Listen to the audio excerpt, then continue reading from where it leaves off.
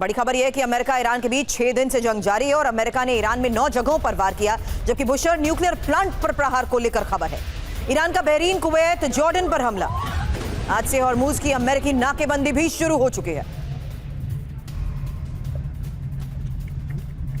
अब ईरान के Chabahar port पर बमबारी को लेकर खबर है।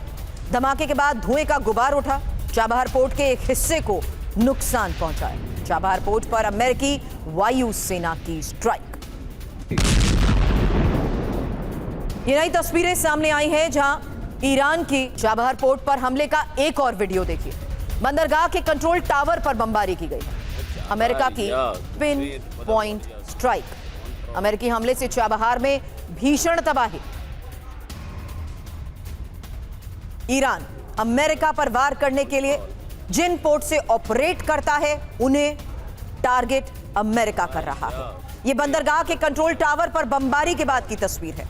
अमेरिका की तरफ से की गई स्ट्राइक, चाबहार में मची भीषण तबाही। पोर्ट पर हमले की एक और तस्वीर देखिए। आईआरजीसी की मिलिट्री फैसिलिटी को टारगेट किया गया। अमेरिकी स्ट्राइक से पोर्ट पर हड़कंप मच गया।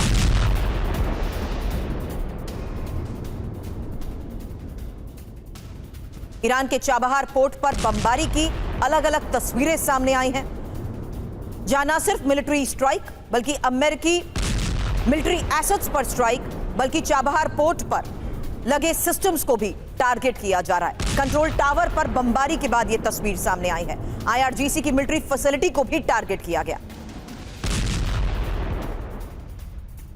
एक तरफ हमले हो रहे हैं, वहीं इसी युद्ध के बीच ईरान हजारों मिसाइल बनाने में भी जुटा हुआ है। बड़े पैमाने पर अटैक ड्रोन के प्रोडक्शन को लेकर खबर है।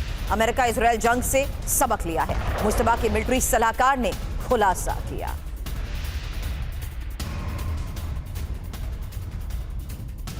अब यूएस इजराइल के खिलाफ ईरान की तैयारी को लेकर दावा क्या किया जा रहा है, क्योंकि अमेरिका से तनाव के बीच ही ईरान सैन्य आकलन में भी जुटा हुआ है और ईरानी सेना अपनी कमियों को दूर करने में जुटी है। हालांकि बैलिस्टिक मिसाइल की ताकत कई गुना बढ़ेगी। बड़े पैमाने पर मिसाइलों ड्रोन के प्रोडक्शन को लेकर दावा किया जा रहा है। यूएस इजराइल से निपटने के लिए युद्धाभ्यासों की भी संख्या बढ़ेगी। मेरे सहयोगी मनीष इस वक्त हमारे साथ है। मनीष, ईरान जानता है कि वो कुछ अचीव तो नहीं कर सकता, हार वो मानने वाला नहीं है।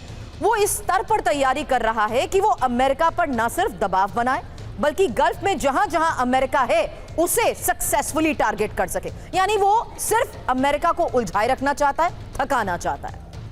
देखिए, पहली बात तो यह है कि ईरान तो अमेरिका लड़ने गया नहीं है, बल्कि अमेरिकी फौज ईरान को घेरे हुए है। तो ईरान की मजबूरी यह है, ईरान को तो हर हालत में खुद को बचाना है, सरवाइव करना है, और इसलिए ईरान पूरी ताकत से अमेरिकी बेसिस पर अटैक कर रहा है ताकि वो लोग ईरान पर अटैक करना छोड़ दे, जो बहुत वाजिब बात है। दुनिया का कोई भी मुल्क होता तो वो यही करता। हाँ, ईरान और बाकी मुल्कों में अंतर है कि बहुत से मुल्क सरेंडर कर जाते हैं, बहुत से मुल्क लड़ने से मना कर देते हैं। वेनेजुएला जैसे मुल्क ने अपने राष्ट्रपति के किडनैपिंग के बाद भी अमेरिका के सामने कुछ भी करने से इनकार कर दिया, बल्कि अमेरिका की शर्तों पर घुटने टेक दिया। ईरान ने वो सारी बातें नहीं मानी।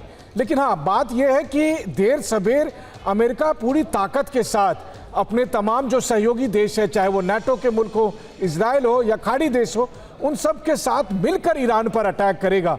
तो ईरान खुद को कब तक बचा पाएगा, ये देखने वाली बात है।